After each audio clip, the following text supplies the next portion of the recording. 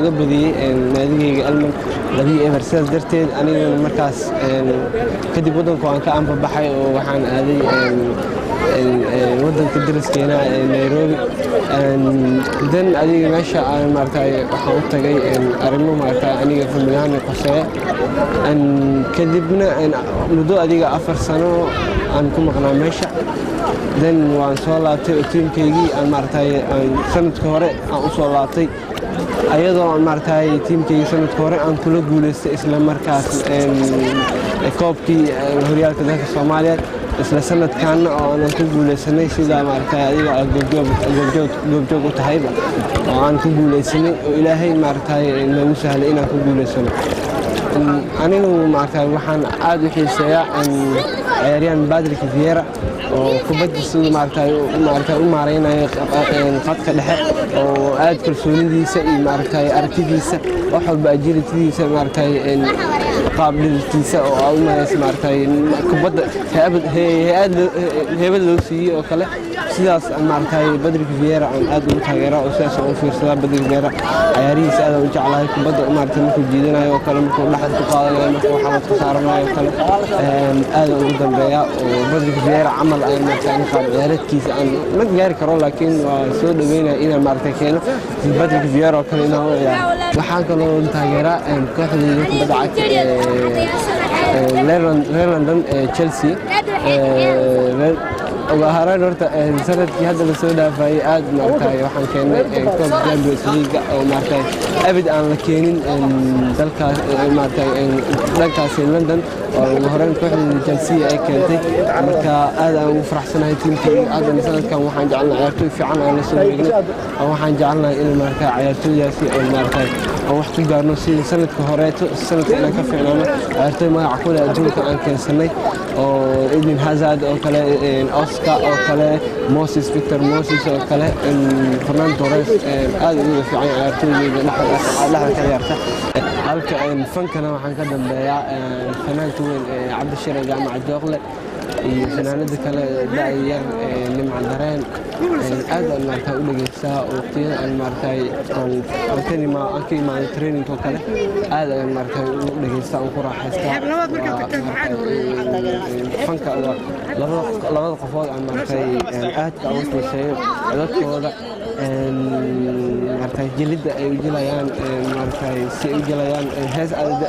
waxa u wanaagsan isla markii inaan aniga meesha joogo qaabkii aniga aan rabo camal inay sameeyaan oo kale gabar yahay ugu geeyo angaradkeedu aniga midabka gangarka wareego muuqdo gabar yahay ugu geeyo angaradkeedu aniga midabka gangarka wareego muuqdo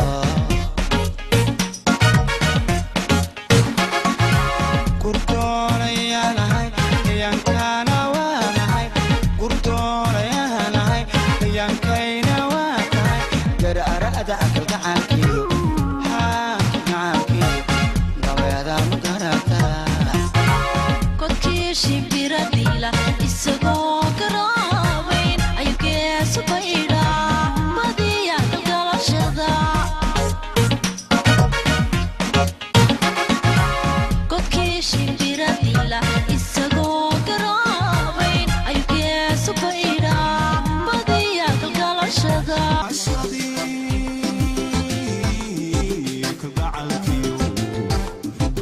Child, you